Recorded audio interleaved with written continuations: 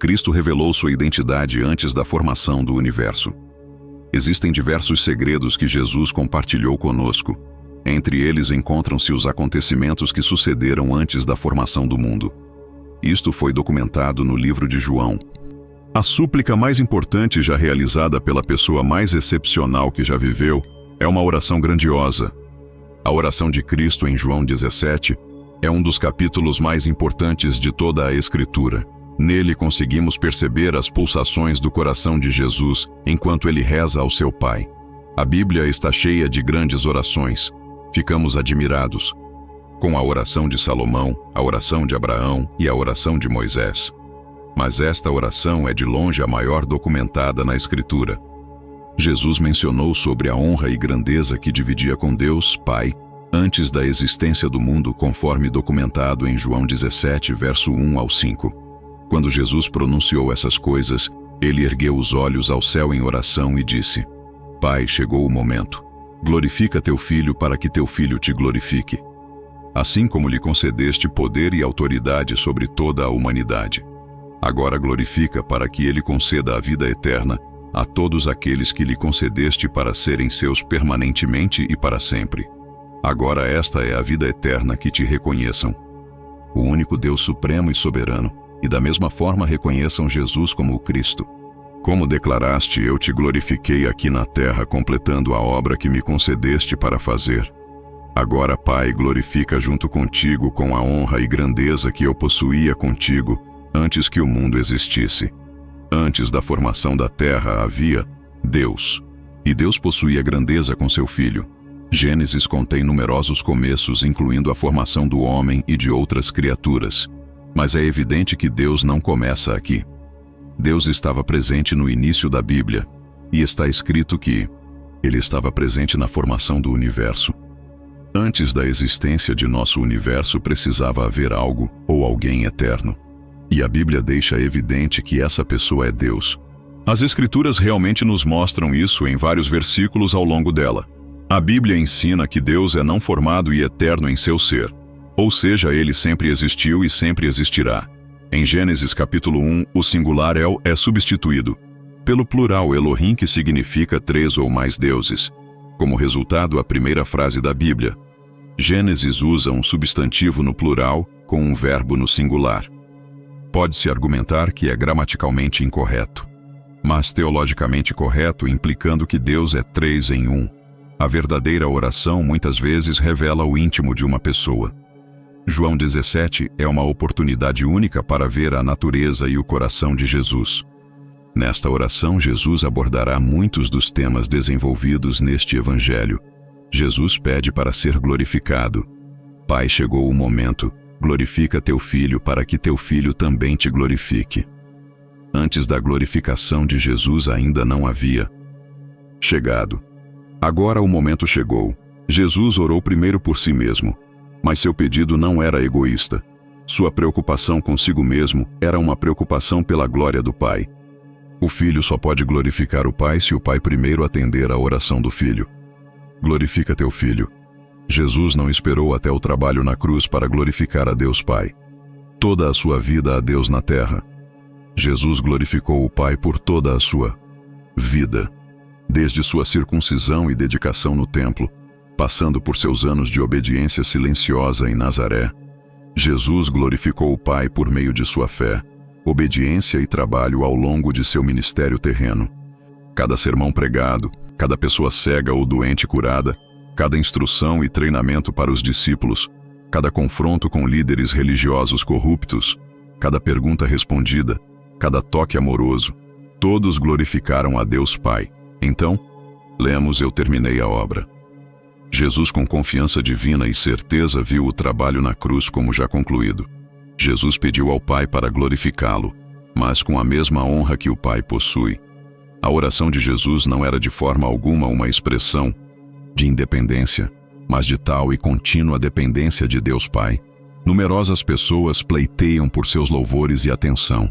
No entanto, o pedido delas para serem glorificadas é vastamente diferente da oração de Jesus. Glorifica junto contigo, e a diferença normalmente reside entre dependência e independência. Também lemos com a glória que eu possuía contigo, antes que o mundo existisse. Jesus possuía consciência de sua pré-existência e da natureza dela.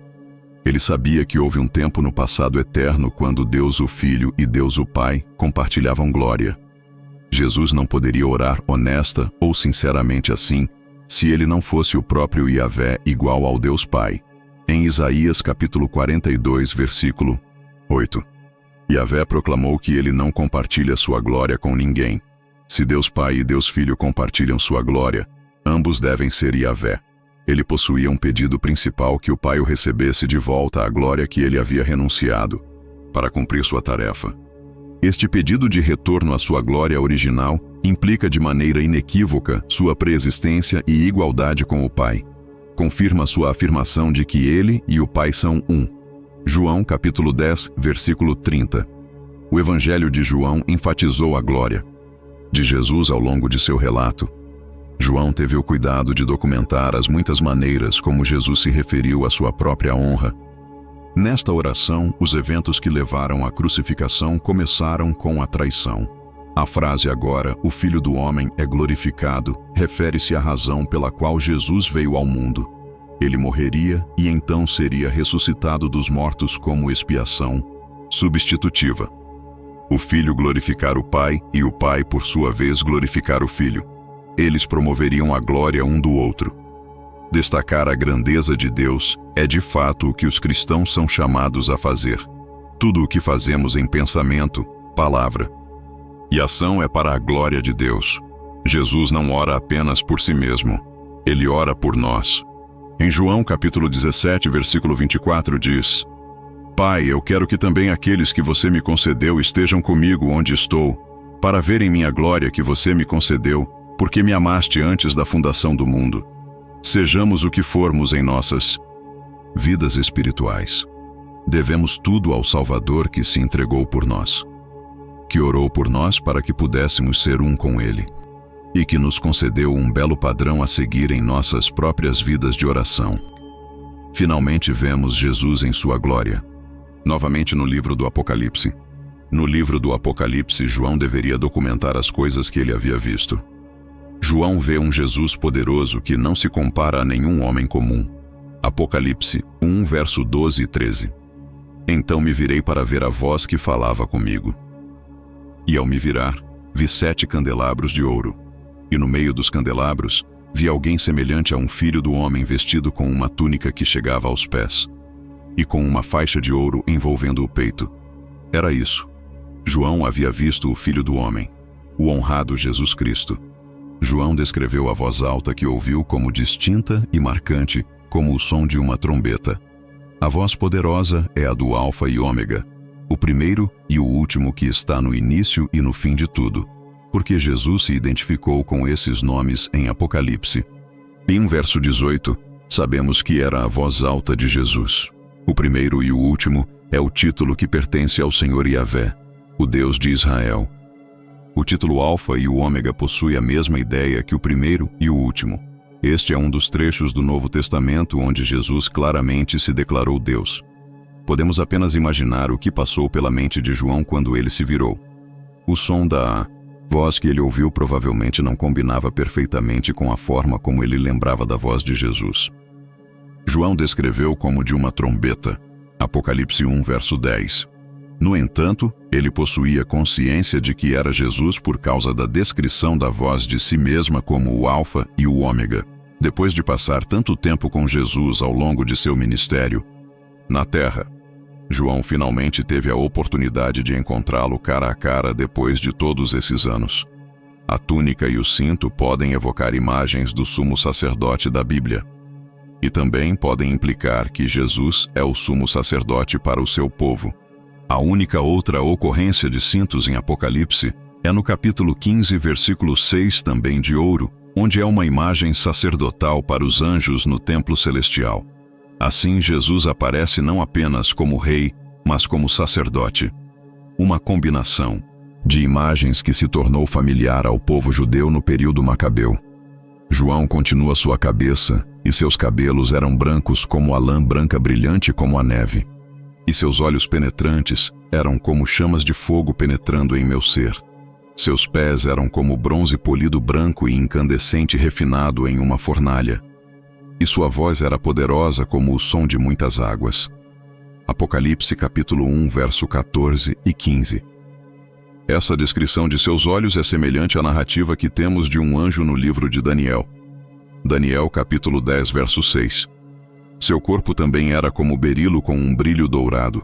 Seu rosto possuía a aparência de relâmpago. Seus olhos eram como tochas ardentes. Seus braços e pés eram como o brilho de bronze polido. E o som de suas palavras era como o ruído de uma multidão de pessoas ou o rugido do mar. Essa descrição de seus membros é semelhante à narrativa que temos de um anjo no livro de Ezequiel. Ezequiel 1, verso 7. Suas pernas eram retas e as solas de seus pés eram como as de um bezerro, e cintilavam e brilhavam como bronze reluzente. As características angelicais que aparecem na visão de João de Jesus não o rebaixam ao mesmo nível dos anjos. Pelo contrário, provavelmente servem para enfatizar a imensa grandeza de Jesus. Ele não pode ser retratado como menos glorioso do que um glorioso anjo. Olhos como fogo descrevem olhos apaixonados na literatura grega, mas também podem retratar olhos sobrenaturalmente flamejantes de seres divinos ou anjos. Metal brilhante também pode retratar a glória de Deus em Ezequiel, capítulo 1, versículo 27.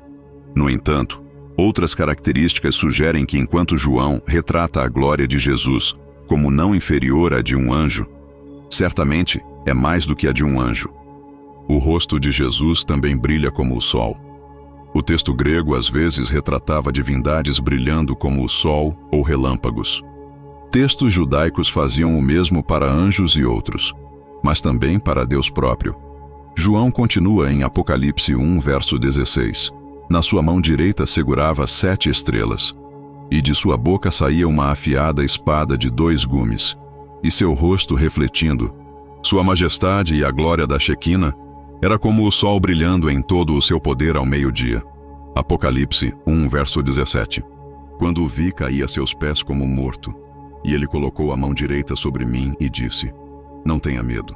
Eu sou o primeiro e o último, a divindade absoluta, o Filho de Deus. Mesmo que João fosse um apóstolo que conheceu Jesus enquanto ele estava na terra, ele ficou maravilhado ao ver essa visão incrível. Mesmo os 3 anos que João viveu na terra com Jesus, não o prepararam adequadamente para o momento em que Jesus apareceu a ele em sua majestade celestial. Naquele momento, João percebeu o poder divino e a majestade que Jesus renunciou enquanto vivia na terra. Filipenses 2, verso 7. Mas que não renunciou ou diminuiu sua divindade. Apenas temporariamente abriu mão da expressão externa de igualdade divina e de sua dignidade legítima ao assumir a forma de um servo e ser feito na semelhança dos homens.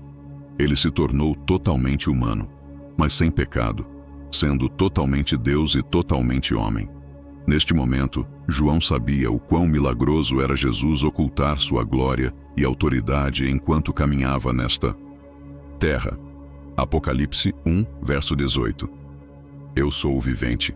Fui morto, mas eis que estou vivo para todo sempre, e tenho as chaves da morte e do Hades, o reino dos mortos. Jesus é aquele que viveu, morreu e está vivo para sempre. Ele possui credenciais de ressurreição e vive para nunca morrer novamente. A vitória que Jesus conquistou sobre o pecado e a morte foi eterna. Ele não ressuscitou dos mortos apenas para morrer novamente. Jesus é o único que possui as chaves do Hades e da morte. Alguns acreditam que o diabo possui a autoridade ou poder para decidir quem vive e quem morre.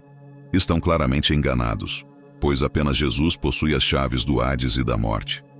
Em sua forma original, o Apocalipse era conhecido no grego antigo como Apocalipsis. Apocalipse. A palavra significa uma revelação e desvelamento.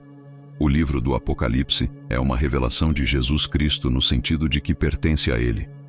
Ele é quem faz a revelação. Jesus é a pessoa sobre a qual o livro nos fala. Por que precisamos de uma revelação de Jesus? A grande falha de muitos professores é que Cristo para eles é um personagem no papel. certamente mais do que um mito, mas ainda uma pessoa do passado, sendo um personagem histórico que viveu muitos anos atrás e fez admiráveis feitos pelos quais somos salvos, mas que estava longe de ser uma realidade viva, presente e brilhante. Esta é uma razão significativa pela qual Deus escolheu revelar esta informação sobre Jesus Cristo à humanidade. Ele concedeu para mostrar aos seus servos. Deus revelou essa informação para que ela possa ser compartilhada com outros e mantida em segredo. Esta é uma Apocalipse, uma revelação não apócrifa, algo escondido. O livro do Apocalipse é um livro de profecia preditiva. Ele faz previsões sobre coisas que acontecerão no futuro, ou pelo menos no futuro em relação ao período em que foi escrito. Embora nem toda a profecia possa ser considerada preditiva, é abundantemente evidente que este texto profético o é. Alguns diriam que não devemos nos preocupar com a profecia, que é um exercício frívolo, mas se Deus se importou o suficiente para falar sobre isso, devemos nos importar o suficiente para ouvir. Alguns nos dizem que o que ainda está no futuro não deve ser examinado até depois que aconteceu. Em conclusão, a visão de João no livro do Apocalipse revela a majestade e a glória transcendentes de Jesus Cristo. Este não é um retrato comum de um ser celestial. É uma descrição extraordinária de um Salvador que transcende até mesmo a grandiosidade dos anjos. Ao descrever Jesus como o Alfa e o Ômega, o primeiro e o último, João destaca a divindade inquestionável de Cristo. A visão poderosa de Jesus ressuscitado com olhos como chamas de fogo e voz como muitas águas deixa João prostrado em reverência. Ao contemplar a cena celestial, João percebe a incompreensível humildade de Jesus ao caminhar na terra como homem. O Filho de Deus que possui as chaves da morte e do Hades escolheu temporariamente ocultar sua glória para redimir a humanidade. A revelação de Jesus não é apenas uma previsão do futuro, mas um testemunho da eternidade do sacrifício redentor e da vitória sobre a morte. Que essa visão profunda de Jesus nos inspire a reconhecê-lo, não apenas como uma figura histórica distante, mas como o Deus vivo, presente e eternamente glorioso. Assim como João, que caiu aos pés de Jesus como morto, somos chamados a render-nos diante do Salvador que vive para sempre. Que a verdade revelada neste texto ressoe em nossos corações, levando-nos a viver em resposta à glória do Senhor, que é digno de louvor, adoração e obediência eternas. Que Deus seja conosco.